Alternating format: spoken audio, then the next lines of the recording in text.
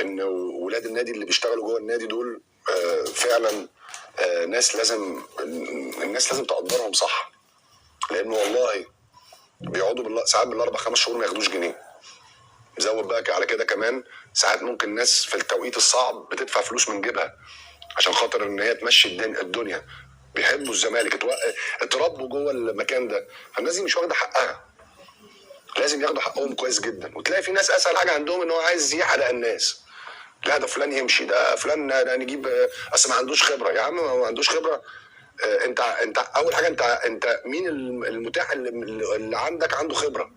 وهو هياخد الخبره فين؟ ما ياخد الخبره ويشتغل وتفضل وراه وتخليك حواليه وتقول له لا القرار ده صح القرار ده غلط. ده اللي احنا بنعمله. انا كل يوم على التليفون، كل يوم مع عبد الواحد نص ساعه بنتكلم. عبد الواحد ده يعني كابتني في نادي الزمالك وراجل احنا متربيين مع بعض كلنا. كلنا نادي الزمالك شفنا خير من نادي الزمالك. حتى انا راجل، انا ماليش منصب. كل يوم بصحى الصبح اكلم مع عبد الواحد، اطمن، اشوف لو في حاجه ان انا اقدر اساعده، لو يستشيرني في حاجه. هو ده مبدأ العيله. هو ده مبدأ العيله اللي الانديه الكبيره المفروض تبقى مبنيه عليه. هو ده. انت ما النهارده مش موجود، انت واقف وبتحضن وبتحامي على الناس اللي موجوده عشان خاطر تنجح، لان نجاحهم من نجاحك.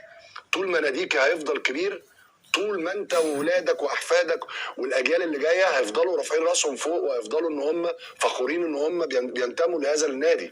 طبق الكلام ده بقى على الاهلي. ده مبدأ الاهلي. روح المفروض لازم الكلام ده يبقى في الاسماعيلي. ما يبقاش الناس اللي هي اول لما تبقى بره النادي تلاقيها بتغز في الناس اللي جوه النادي. عايزينهم يقعوا.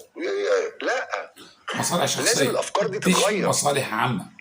لازم الافكار دي تتغير. صح. لازم يبقى الناس عندها مبدأ فعلا. ايه يعني انت مش موجود دلوقتي يا عم، دورك ممكن يجي تاني. ولو ما جاش، انت المكان بتاعك اللي انت اسمك ارتبط بيه طول ما هو كبير، انت كبير.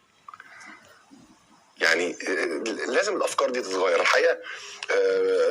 يعني اول حاجه بقولها هارد لك للبيراميدز. النهارده برضو خلي بالكم لعبوا في وقت من الاوقات ب10 لعيبه في توقيت صعب. وعندهم سكواد. يعني بحيي تاني مسؤولي بيراميدز على السكواد اللي هم عاملين فريق كبير. لان الموضوع برضو مش موضوع فلوس بس، يعني موضوع اللعيبه اللي تصلح لسيستم اللعب واسلوب لعبك. عندهم نص ملعب جامد قوي، وليد الكارتي وتوريه ومهند لاشين وعبد الله السعيد وخط هجوم جامد ومصطفى فتحي ومايلي. يعني فرقه كويسه جدا، وفيها توازن كبير جدا. وعندهم اكتر فريق في مصر عنده عمق في السكواد. عندهم بدايل لاي ماتش ولاي ظروف وللروتيشن وكل حاجه. الحقيقه معاهم مدرب كويس جدا، باتشيكو، مدرب عارف مصر كويس ومدرب منظم. دلوقتي كمان بيراميدز ابتدوا يهتموا بحته قطاع الناشئين والبنيه التحتيه. عملوا دلوقتي بارتنرشيب او اتفاقيه يعني مع نادي بنفيكا ان هيبقى فيه مدربين برتغاليين موجودين، وهيبقى فيه بالتبادل خبرات. حاجه عظيمه جدا، واحنا عايزين كل الانديه تمشي بالشكل ده. السلام عليكم، اهلا وسهلا بكم في حلقه جديده من برنامجنا قهوه الخواجه. دايما بنقول بتشجع كوره ولا بتشجع نادي؟ اكيد بتشجع كوره. كابتن احمد حسام ميدو النهارده عايز بيدي درس في اولاد النادي وانتمائهم للنادي، وعلى النادي مراعاه الكلام دوت، وقوه قرار مجلس اداره نادي الزمالك الموجود تحت شعار نادي الزمالك و احترام نادي الزمالك. اولا قدر النعمه تقدرك. احترم الكوره تحترمك. هو ده اللي ما عملوش الثلاثي فتوح والزناري وزبعي. فعلى مجلس الاداره انه يكون حازم وصارم في قراراته. هو ده اللي جاب مكسب بيراميدز. معتمد جمال لقى نفسه في 3 مستبعدين بقرار من مجلس الاداره. لقى سيف الدين الجزيري وعمر جابر ومحمد عبد الغني، ولقى لعيبه كتيره ومصطفى شلبي مش موجودين معاه.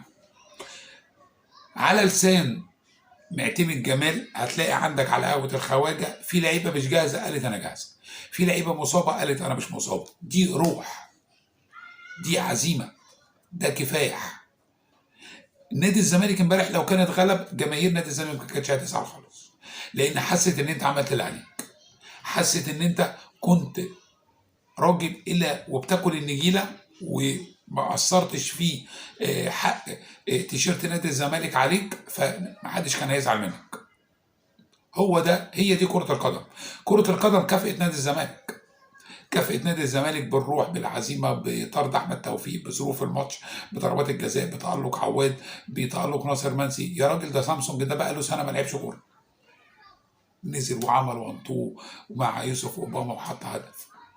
ناصر منسي يعني تقدر تقول نفسيا صفر، نزل عمل اسيست الهدف الاولاني وجاب الهدف الثالث. شابور نادي الزمالك، وميدو النهارده بيدي درس محترم جدا للعيله والتكاتف والايد واحده، والمجد والنجاح ما بيجيش من فراغ، لازم تتعب قوي عشان تنجح قوي، ولازم تكون قلبك على قلب المكان والكيان، لان مش معنى ان انت خارج المكان ان انت ما تنتميش للمكان، ما تحبش المكان، ما تتمناش الخير للمكان. هي دي الرساله اللي كان بيقولها احمد حسام ميدو، وده اللي جاب الفوز على بيراميدز اللي هو من اقوى انديه الدوري الممتاز ومن اقوى انديه الكره الافريقيه بالسكواد الرهيب اللي عامله مسؤول نادي بيراميدز. يا رب الحلقه تكون عجبتكم. دايما كل جديد على قهوه الخواجه، حبيبي يا خواجه.